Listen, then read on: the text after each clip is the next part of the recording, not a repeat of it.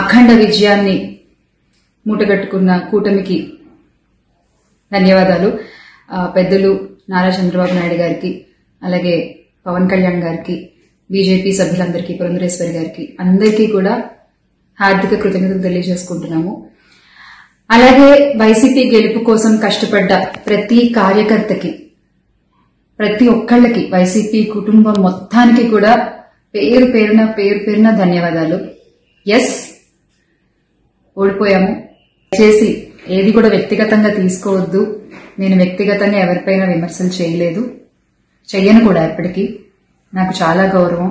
ఎవరన్నా కూడా వ్యక్తిగత విమర్శలు ఏవి నేను ఎప్పుడు చేయలేదు, చేయని మళ్ళీ చెప్తున్నాను.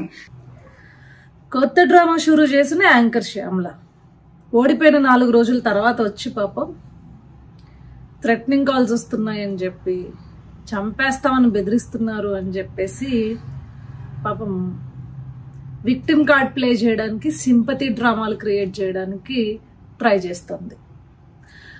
అదేదో రేవ్ పార్టీ గురించి ఏదో ట్రోల్స్ చేశారని గబగబా వెళ్ళిపోయి కంప్లైంట్లు ఇచ్చావు కదా, పరువు నష్టం దావాలు వేస్తా అన్నావు కదా. ఒకవేళ నిజంగా నీకు థ్రెటనింగ్ కాల్స్ వచ్చుంటే నువ్వు ఇట్లా లైవ్లో లేకపోతే వీడియోలో చేయవు, పోయి పిఎస్లో కంప్లైంట్ చేస్తే ఖచ్చితంగా నీ థ్రెటనింగ్ కాల్ కనుక వచ్చుండుంటే న్యాయం జరుగుద్ది. సో ఇక్కడికి వచ్చి సింపతి డ్రామాలు క్రియేట్ చేయొద్దు.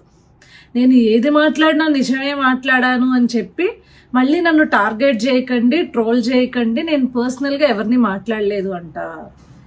నువ్వు పవన్ కళ్యాణ్ గారి పైన వ్యాఖ్యలు చేసింది తెలీదా, లేకపోతే పిల్లి పిట్ట కథలు చెప్పేసి తెలుగుదేశం పార్టీ నాయకుడు చంద్రబాబు నాయుడు గారిని కానీ, లేకపోతే పవన్ కళ్యాణ్ గారిని కానీ ఏ రకంగా సంబోధించావో గుర్తులేదనుకుంటున్నావా? అన్నీ గుర్తున్నాయి. కాకపోతే కూటమి కార్యకర్తలకు, అంటే తెలుగుదేశం పార్టీ మరియు జనసేన కార్యకర్తలు ఎవరికి నిన్ను పట్టించుకునేంత టైం కానీ, నీకు సినిమా ఇచ్చేంత, అంటే నీకు ఒక సీన్ క్రియేట్ చేసేంత తాకత్ కానీ నీకు లేదు. అది గుర్తుపెట్టుకో. ఎందుకంటే నువ్వు నెల్లూరు నుంచి శ్రీకాకుళం లెక్క చెప్పావు కదా రూట్ మ్యాప్. నువ్వు ఎక్కడ క్యాంపెయిన్ చేసినా అక్కడ చిత్తుగా ఓడిపోయింది కాబట్టి పెద్ద నిన్ను ఎవడు దేకాలని కూడా అనుకోవట్లేదు. సో మీడియా ముందుకు వచ్చి ఈ షోలు ఆపమ్మా. ఒకవేళ నిజంగా కనుక నీ మీద ఏదైనా ఇట్లా థ్రెటనింగ్ కాల్స్ అవి వచ్చుండుంటే పో, లీగల్గా యాక్షన్ తీసుకో, ఎవడు వద్దనలేదు.